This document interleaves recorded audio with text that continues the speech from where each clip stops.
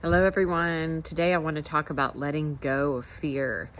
I drew a card today from my Oracle deck and I really loved what it said. It said, there is a story woven through the imperfect fabric of life that tells of hurt and loss, rejection and humiliation, self-loathing and arrogance, and all manner of suffering born of unnecessary dramas. It is the old story whose refrain it is that you cannot do this, you must not go there, should not say that, lest your world come crumbling down. Today, know that none of this is actually true. The sky is not falling. The voice you hear is just a small, scared, conditioned part of you that got stuck in a lie, wants to protect you, and needs to be seen as a victim. Love that lost piece of you. Fear is all it knows. Distorted guidance is preventing you from being true to yourself. You are not your story, and the narrator is simply the voice of your fearful part, small and vulnerable and easily soothed. And what that got me, thinking about is how many times do we let fear stop us?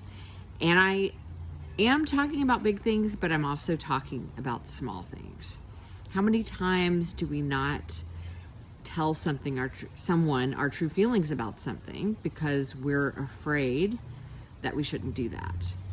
How many times are we afraid of letting our own voice be heard because we're afraid of how the other person will react, or afraid that they will leave us, or they won't be friends with us, or they won't be in a relationship with us? All of these small choices are also places that we let fear stop us from being our most authentic selves. And I heard something about people pleasing the other day that said that people pleasing, when you are being a people pleaser, you're actually not being your authentic self, because you're not being you. You're being what you think that person wants you to be. And so I don't want others to miss out on the you that you really are. People need your voice. They need your truth. Now, I'm not talking about giving advice when it's not asked for. That's a whole nother talk I could do. But, people often want to be heard and not just have advice given to them if they didn't ask for it. That's a whole nother thing. But yes, big things as well. A lot of times we don't do the big things in our life because we think we shouldn't. Or, we're fearful and afraid of what might happen. I have done some pretty big things in my life, and I'll tell you, I was totally terrified of doing them. And I did them anyway because I was more terrified of not doing them.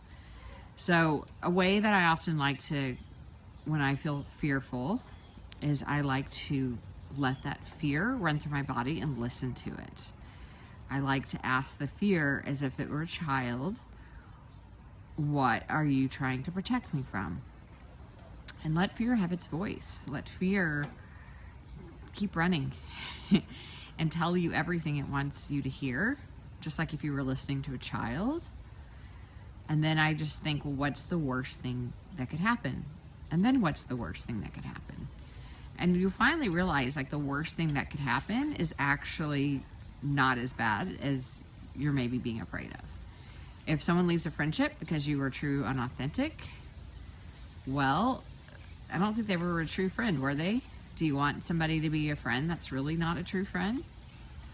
If, one of my biggest fears when I traveled around the world was that I would run out of money. Well, guess what? I ran out of money. Guess what? I came back and went back to my job.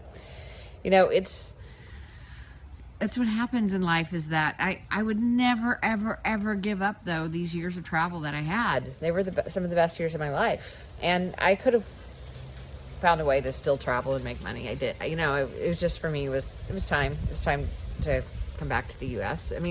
But there's always, I think so many times we just let fear block us. But if you listen to that fear, let it have a conversation with you, just as if it were a child.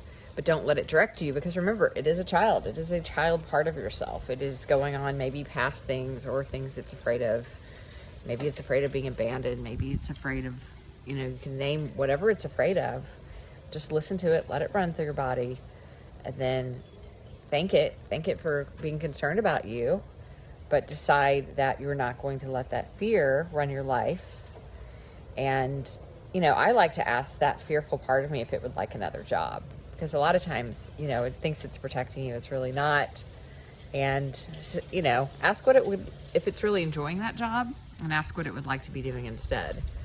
And instead, I often find the fearful part of me, let's say I have something hard to say to somebody, would actually love to have the job of just being there for me while I'm saying that hard thing, comforting me, letting me know it's going to be okay.